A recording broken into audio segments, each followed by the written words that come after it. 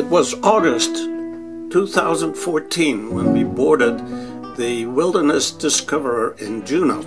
It is one of several ships that hold about 70 people, and here in Alaska we took a trip to the glaciers and several of the inlet fjords.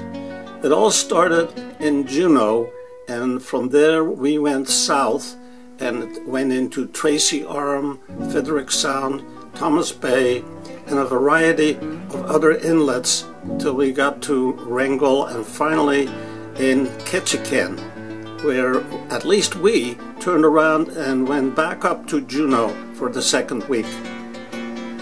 However, the following day, on Sunday, it was pouring rain, and well, we just abided by it and took our time.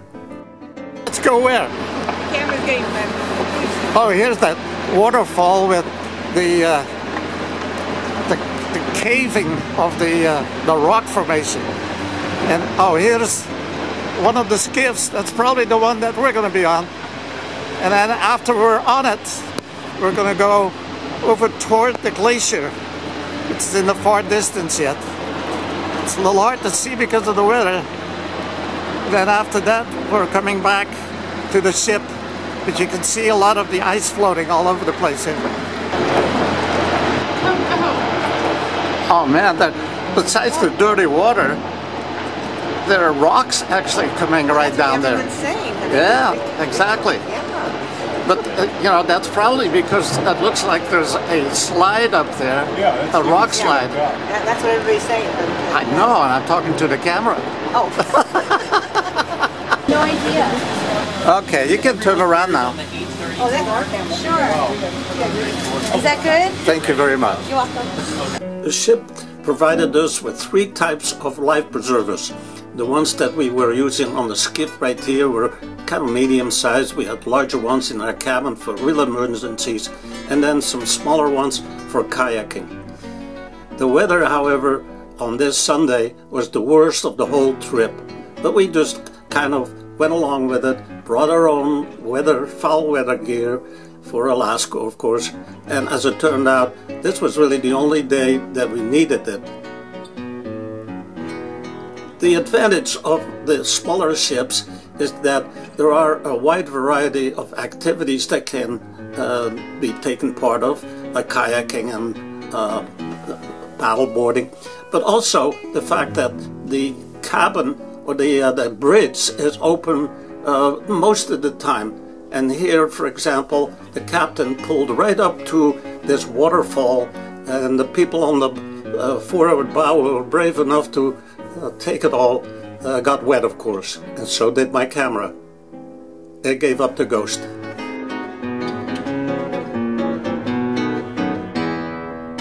The following morning, we had pulled into a small inlet as part of the Thomas Bay, and from here we decided to take the skiff and do a walk along the moraine next to this bare glacier.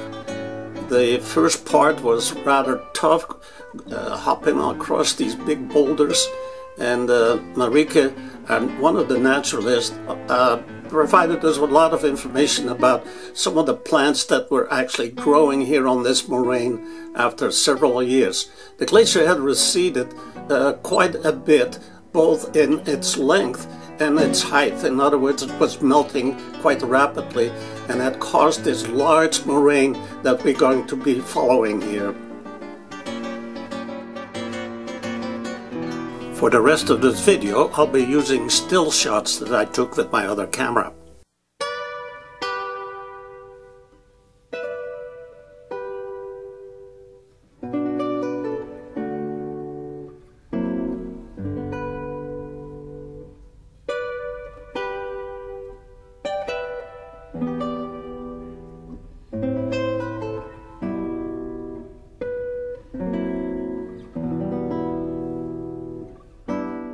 The moraine acted like a dike, and it actually had formed this small lake.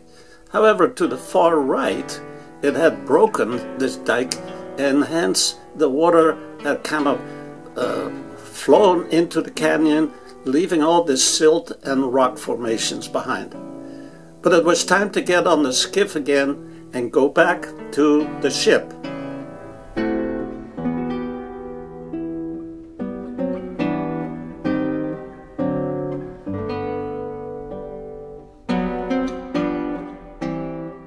The back of the boat has this platform that makes it very easy to launch the various kayaks that were bought. They were all double kayaks for us, and there was also a class, Kayaking 101, where these people here had a little trouble following the leader, but they got the hang of it pretty quick. From that point on, we could just take out a kayak whenever it was available in a calm inlet. I even took one out a couple times by myself. There were no accidents except when this fellow here, one of the crew members, tried to use it as a paddleboard, and he found out that it didn't quite work the way he wanted it. But paddleboarding was another option, and there were several people who were quite adept to this and apparently had done it before. I was rather shaky with it, so it took me a while to get used to it. But the scenery, as you can see, was very beautiful.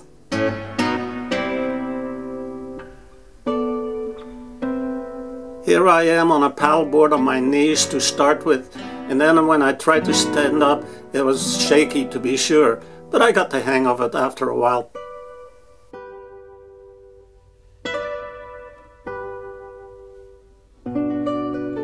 Sign up for activities was the night before, but the following morning at 7:30, some yoga and then a hearty breakfast, which was served buffet-style dinner, was served at the table.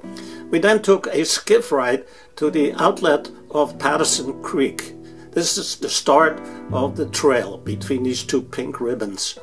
And as it is known as Death Bay, we first found some bones and a skull of animals. Good start, huh? But it was interesting to see the variety of berries and other plants that were along this canyon.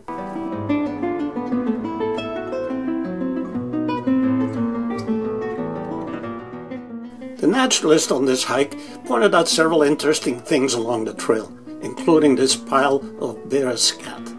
But our imagination worked better because we never saw any other animals besides this.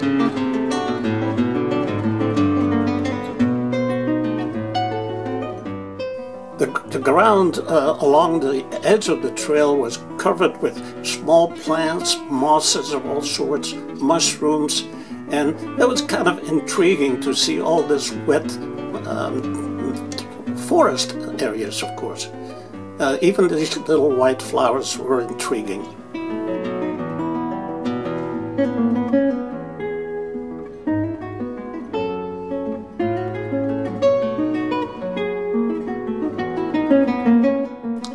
Besides the captain and the engineer aboard the ship, the most important person was the bartender, Chris, and he also had some helpers like Emily and some other young ladies that helped us with the dinners. But it was at 4:30, 5 o'clock when they served their d'oeuvres and we would get together with several of our new-made friends. There was a couple that were celebrating their 30th wedding anniversary with their 4 children here. And then there was a young couple on their honeymoon. Another couple ladies we met were from northern Colorado. And there were some people from Israel. He was actually born in Holland, just like me. And it was just generally a very friendly group.